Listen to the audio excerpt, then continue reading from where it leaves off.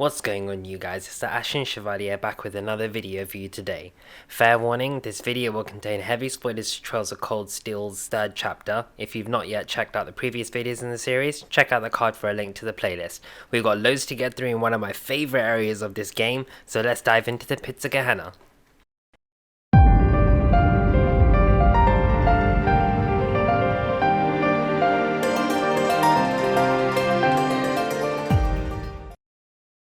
June marked the beginning of the rainy season for Trista.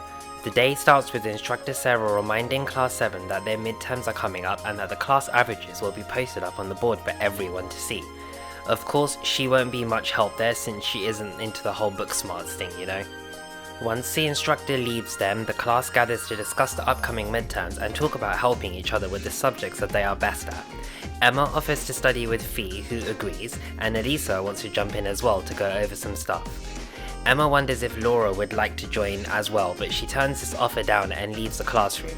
Rean wonders if there is a problem between Laura and Fee, since he's fairly sure that he saw Laura glimpse at Fee before declining. Rean gets usual bonding points, however today these are more like study points. He spends some time wandering the school grounds and talking to some other people, finding books around the place and other worthwhile study notes to bolster his knowledge. Following this, he spends time studying with all of his classmates by testing them or being tested by them. The day ends and Rean is on his way back to the dorms. However, on his way out of the main entrance, he happens upon a girl dressed as a maid who inquires as to the whereabouts of the principal's office. He offers to help her find her way there, but she doesn't want to inconvenience him and bids him farewell after calling him Master Rean. How does she know his name? Soon after, Alisa calls out to Rean and they walk together to the dorms. Rean mentions his meeting with this girl and describes her to Alisa, and she seems slightly taken back. The next few days are spent on midterms, and once they are over, Sara lets them know that she won't be in town until tomorrow night. The class makes their way back to the dorms and talk about this mysterious meeting that Sara is going to have. Emma makes a guess that she is going to see a secret lover, and Jusis comes out with a brilliant crack. Impossible, the Empire hasn't yet turned out a man desperate enough to woo that alcoholic typhoon. When I first played this game, I must have overlooked Jusis' comments, but now I'm finding that he was actually hilarious from the beginning. Anywho, Laura, Fee and Gaius seem to be missing, though they know Gaius has gone to speak with Principal Van Dyke. As for Laura and Fee, they aren't entirely sure where they are. At this point, Rean brings it up that they seem awkward around each other, and it turns out that the whole group is thinking the same thing. Emma thinks it started near the beginning of the month, but no one really knows what it's about. Machias notes that when they handed in the reports earlier, Laura had a pretty unpleasant expression on her face when it came to the part about Fee being a Jaeger. I guess it seems as though Laura isn't too pleased about that part. Jusis goes on to state that everyone has something they don't want to talk about, including a certain castmate who is tight-lipped about their family heritage, i.e. Alisa R. The group agrees that whenever Alisa is ready to talk about it, they will be ready to listen, so it's really not a problem. And just at that moment, they hear a lovely voice which says, "Welcome back, my lady." Who could this possibly be? Rean recognizes her as the same girl that he met outside of the main entrance just a little while ago. Interestingly, Alisa also recognizes her, and she's kind of confused about her appearance, wondering if her mother sent her. Sharon confirms that the chairman did in fact send her, and she will assume the position of caretaker at Class 7's dormitory. She then officially introduces herself as Sharon Kruger, a servant for the Reinford family, Alisa's family. Cat's out of the bag, Alisa. The next morning, Class 7 are completely and utterly astounded by the plethora of dishes available to them for breakfast, and Fee agrees with a comment that the food is more than edible. You gotta love Fee's lines too. Sharon, being the epitome of modesty, says that her cooking may be a little lackluster as she has had to familiarize herself with the kitchen, but both Laura and Jusis comment that the cooking is better than what is served in both of their homes. Alisa, however, is not impressed by any means. Rean and Elliot talk amongst themselves, and it seems as though Alisa and Sharon had an argument yesterday, and so the scene cuts back to yesterday, and we have Alisa shouting at Sharon, telling her that she thought she had finally gotten away from her mother. Sharon tells her that she doesn't believe that she has been sent to keep an eye on Alisa per se, but just to relieve her of any inconveniences during her time at Thor's. Alisa cuts her short, telling Sharon that she can take perfectly good care of herself. She stuck her nose into things one too many times, Alisa exclaims. Back on the breakfast table, Elliot and Rean continue to affirm that Alisa R is in fact Alisa Reinford, and she is the daughter of the chairman of Reinford, i.e. the continent's biggest industrial company. No wonder Alisa wanted to keep that under wraps with all the nobles around. Alisa reaffirms that she will be speaking to her mother about this and that Sharon will be more helpful to her rather than Alisa, to which Sharon teases her, stating that she is actually worried about her mother. Sharon also mentions that she has made plenty of Alisa's favourite apricot jam, completely catching her off guard and returning her to a childlike self as she replies with, "Ooh, really?" and goes back to her tsundere facade, telling Sharon to stop treating her like a child. Alisa is trying so hard here, it's kinda cute. It's clear that Sharon knows which buttons to press. The next morning, Rean goes on to complete his student council tasks and then heads into the old schoolhouse. The elevator is still there, and so they proceed to floor 3, which seems relatively similar to floor 2. As they reach the end of the floor, there is yet another monster that attacks. Once defeated, they leave the old schoolhouse and return outside. I took Emma, Laura, Jusis, Gauis, and Machias with me through this floor, so as they are talking outside, Rean clarifies a few rules, and Gauis concludes that it's almost as though they are being tested. Rean wonders who it is and why, and Emma is noticeably quiet here, but they give up there and agree that they have to reach the bottom floor in order to know what is going on. With the evening over, we head back to the dorms, and Sara is just making her way back too. Sara comments that it's great that Rean is helping the student council out and stuff, but he really should try and do things for himself too. Rean hilariously responds with, "Alas, if only my evil stepteacher would stop dumping a bunch of work on me and let me go to the ball." That reference though. It turns out that Sara went to see Toval on some bracer business. Anyway, as they both go into the dorms, Sharon greets them and Sara seems to know her from somewhere, though Sharon is sure that they haven't met before, despite the fact that she addresses her as Lady Sara Valestein, and Sara responds with Sharon Kruger. Well, the jig is up, it's obvious that they know each other from somewhere. And now it's practical exam day, but first the midterm results are up. Emma and Machias tie for first place, with Jusis in third. Rean and Alisa also placed in the top 10. Seems like those averages were pretty good, right? And yes, Class 7 take the top spot in averages, beating out Class 1. They are noticeably unhappy by this result. Now onto the practical exam. Just as Sara gets the combat shell ready, Class 1 approach led by Patrick. He challenges Class 7 to a duel, and so the fight begins. Class 7 come up on top and Patrick goes on a rampage of insults, first picking on Rean, how he shouldn't act as though he's above Patrick since he has no noble blood within him. Then moving on to Alisa, all they have is money and nothing more. He also calls Laura a barbarian and Fee a Jägertar until his own classmates tell him to calm down. At that point, Gaius steps forward and as a foreigner asks what it is about nobles that makes them superior to those who aren't, given that he doesn't have a class system back in Nord himself. Patrick explains that it is the dignity and refinement of the lineage that they are born into that makes them nobles. Gaius retorts that he has seen this dignity and refinement in Laura and Jusis both, but with things like dignity and pride, where does that let Patrick get off saying the things that he did? Sara agrees with Gaius' question and shuts down the argument, demanding that Class 1 returns to their self-study session. Once they have dispersed, the locations for the next field study are revealed. This time we have Group A as Rean, Alisa, Emma, Jusis, and Gaius to the Nord Highlands, and Group B with Machias, Elliot, Laura, Fee to Brionia Island. On the day of departure, Gaius highlights that it's an 8-hour journey to the Highlands and they wonder if they should gather some snacks before heading out. And just on cue, Sharon appears with ready packed meals for them all. Alisa asks if she's planting anything, but Sharon plays dumb. With that, the class departs to their destinations. They stop off at Ruhr to switch trains on their way to Nord, and lo and behold, Sharon is there with Chairman Arena, Alisa's mother, with yet another package of food. Damn, I wish I had a maid like this, she does not miss a beat.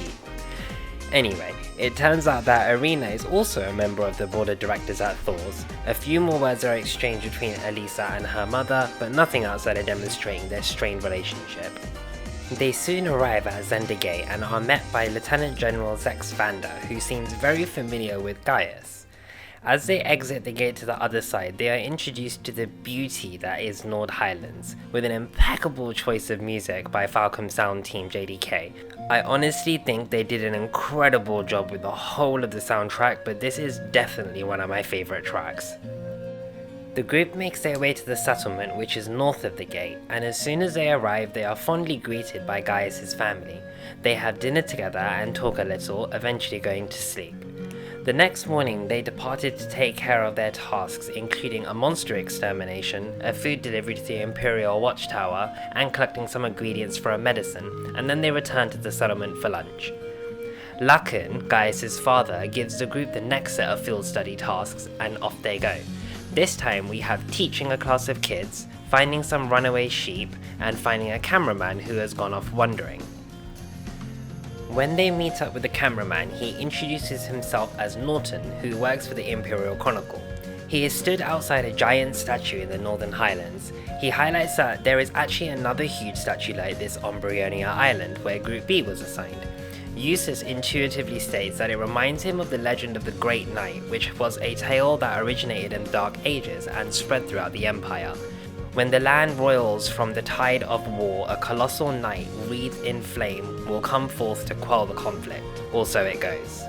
There are apparently a few variants of the tale, but the Great Knight remains a central figure. Rean feels a strain on his chest and Emma is noticeably quiet again. Nevertheless, they make their way back to the settlement with Norton. As they arrive at the settlement, it appears that an awful car accident has occurred. Alisa does a quick diagnosis and figures out what had gone wrong with the car, and just then the Elder and Lacan arrive at the scene. The group offers their help to get the car repaired by going up to Zender Gate and asking a technician there. However, Lacan suggests that they venture to Lake Lacrima to find an elderly man from the Empire who lives there. Alisa seems to have a few ideas of who this is, and so they go and ask for his help. When they arrive, they approach the lone cabin and are invited inside by an elderly voice. It turns out the hermit, as Gaius had put it earlier, is in fact Alisa's grandfather, Gwyn Reinford, the former chairman of the Reinford Company.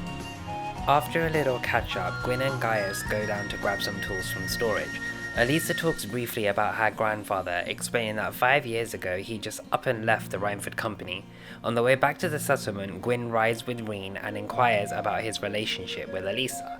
It seems that Alisa has written letters to her grandfather and has mentioned Rean a few times. Gwyn asks some very specific questions and tries to get as much detail out of Rean as possible. Eventually, Alisa pleads him to stop and they arrive at the scene of the accident. Whilst on their way, the scene cuts to the blue-haired girl that we saw in Bereahard. It seems like she has another mission in Nord. She summons her silver puppet, and they fly away. Once the car is fixed, they all sit down to have dinner together, Gwyn and Norton included. Soon after, Alisa leaves the camp to step outside for a moment and reminisces about her childhood. Rean follows her outside and they talk for some time. She explains that her father was a technician and passed away 8 years ago. After that, their family was never the same again. The 2 railway guns that are held at Gorelia Fortress were created by the Reinford Company. It seems that whilst Irina, Alisa's mother, was a director of the company, she authorized the construction of these weapons, although whilst Gwyn, the chairman at the time, was hesitant to hand them over to the Imperial Army, Irina went behind his back and confirmed the decision. This was the reason that Gwyn stepped down from his position as chairman and moved away, leaving Alisa. She thought that she would at least have Sharon, but she only listened to Irina. This is what caused Alisa to dislike her mother so much, not because of what she did exactly, but because what she did drove her family apart. Alisa continues that she can see the reason why her grandfather left back then. Rean tells Alisa that she is strong, and it seems as though she has found what she was looking for and is now able to move past that. Alisa responds with a similar message to Rean, and he suggests that he may have just been running away from himself, but now that he has talked about it, perhaps it's also time for him to move on from it too. At that point, Alisa realizes that someone is behind them. It's the other 3 of Group A, and Eustace comically tells them how long they've been listening for, basically from the last line that Alisa said, further embarrassing her. The group then goes to sleep until the next morning. The scene cuts over to the Imperial Watchtower where some guards are talking amongst themselves about a shift swap. At that moment, they see something being fired at the Calvardian base. Moments later, the Watchtower itself comes under attack. The following morning, Lacan provides Group A with a single task to exterminate another monster, and just as they're about to leave, the Elder, Norton, and Gwyn knock on the door with news of the events last night, i.e. the Imperial Watchtower and the Calvardian base being attacked. This is not going to be pretty. Rean's group and Norton make their way over to Zender Gate to gather some more details from the Lieutenant General Zex. As they approach the gate, they see that the 3rd Armoured Division is preparing for deployment.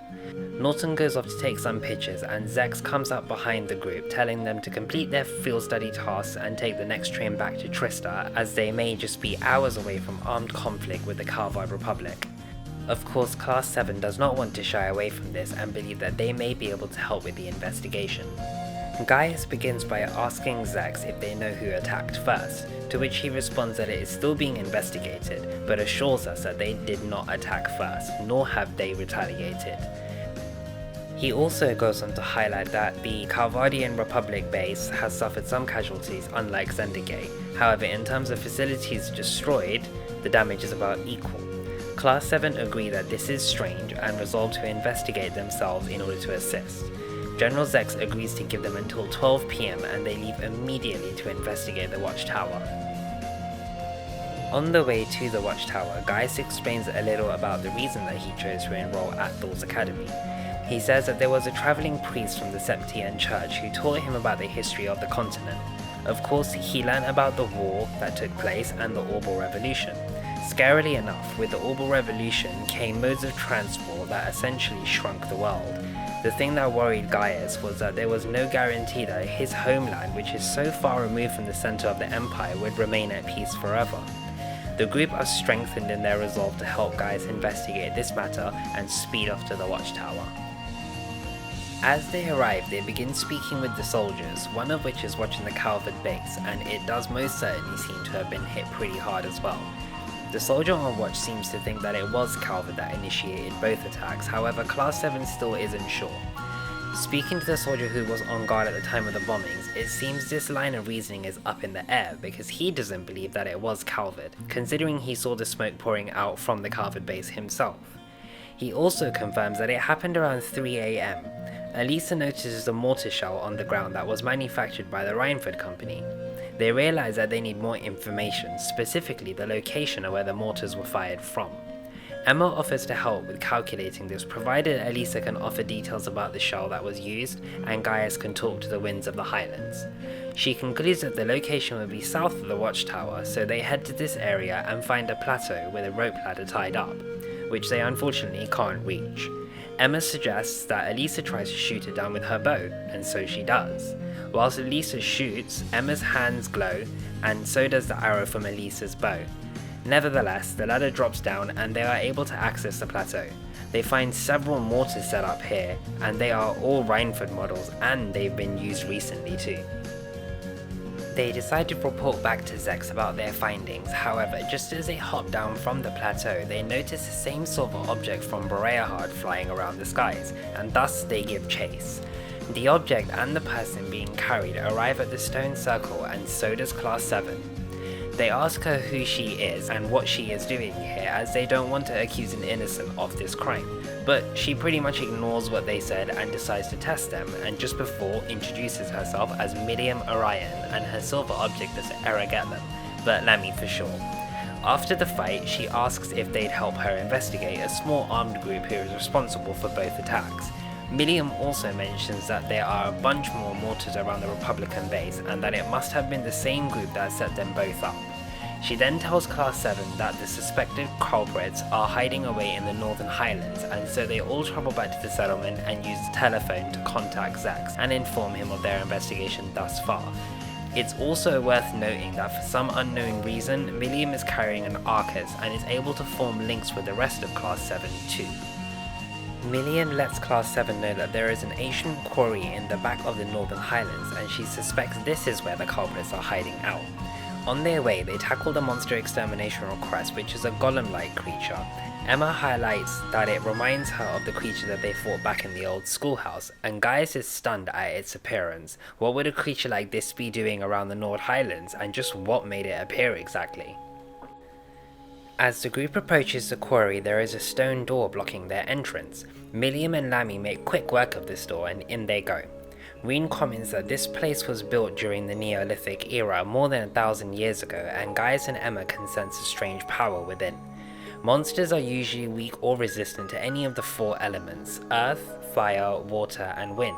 However, in this place, the higher elements are in effect, i.e. time, space, and mirage. Given the ancient legends that are associated with this place, it doesn't seem to be all that surprising. It's also worth noting that this dungeon shares the same music as the old schoolhouse, linking them further. They make their way through to the back of the quarry and find a man wearing glasses along with 4 Jaegers. The Jaegers are contesting their payment as their job has been completed, but the man has other ideas, as their contract actually states that they will receive their payment when combat between the Imperial and Republican armies begins. Class 7 and Millium run in, and the man introduces himself as Gideon, or G in some circles, and soon after some death threats they attack. Once Class 7 have defeated them, Millium realizes that the Jaeger dropouts are called Bugbear. In turn, Gideon believes that she is one of the children, the Silver Puppeteer, aka White Rabbit, which riles him up even more. He steps back and takes to playing a flute, which seems to cause a tremendous monster to appear, which proceeds to literally eat one of the Jaegers. Ew. Gideon runs off, leaving Class 7 to take care of it, and so another fight ensues. Once that's dealt with, the Jaegers agree to talk as long as they guarantee their safety. Jusis, with his wit, reminds them that they are in no position to make demands, and so they return to the surface with the hope of contacting Zendergate. Millium suspiciously wonders if they will make it in time. The scene cuts to Class 7 and Lieutenant General Zex, where another soldier reports that the Republican army is not convinced about the group of Jaegers being fully responsible, and it seems like they are poised to attack at any moment. Millium asks if they got anything out of the group that they caught, but it doesn't seem like they were very well informed at all. The Major asks who she is, and then the attention turns towards her identity, and she says that she isn't supposed to tell anyone about her affiliation. Just as Rean gets an idea, a young man comes in. It's Captain Lecter Arundel of the Intelligence Division, and Millium knows him too. He explains that the Chancellor is of the opinion that the conflict so close to the trade conference is not a good idea, and that negotiations with the Republic are already ongoing. Lecter thanks Class 7 for taking care of Millium, and they both leave. The class is left stunned that Millium appears to be part of the army, and Zex recollects that she is one of the Ironbloods, a group of youths with high intelligence and special abilities taken in by the Chancellor. They work with the Intelligence Division and Railway Military Police, but answer directly to him. The Lieutenant General calls back some of the forces as he is confident in Lecter's ability, as well as the Chancellor's backing being enough to avert war with the Republic. Yay, they did it! Later that evening, Sara witnessed G and a masked man departing on a jetpack airship. Once they had departed, Sara wondered where they would have gotten the airship from. Perhaps it is one of Reinford's latest models, although only the military uses them for reconnaissance and the nobles for fun, but how would they have gotten one? Sara then shouts out loud, directing a question to someone else, and poof, Sharon appears, impressed that Sara could sense her. Sara is pretty confident that Sharon gave that one to her though. She then asks again about whether the airship was a Reinford model. Sharon says that she has checked the manufacturing records at Reinford but couldn't find anything, at least not in the official records. The next morning, Group A bade a sad farewell to Gaius' family and Gwen, along with Sara and Sharon too, and together they left the land of the Nord behind, knowing full well that the experience had been one that they would never forget.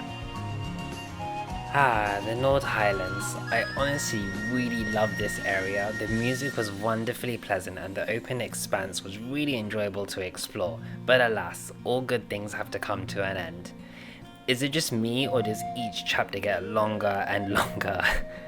The plan is to do my very best to get all of these videos done inclusive of CS2 and 3 before CS4 releases. Wish me luck! As always, thank you very much for watching this video. Please like, subscribe, comment and share with anyone and everyone that you think would enjoy this story. And if you haven't already, be sure to click the bell icon so you get notified when the next video lands. Until that time comes, this has been the Ashen Chevalier. Take care and I'll see you next time. Peace.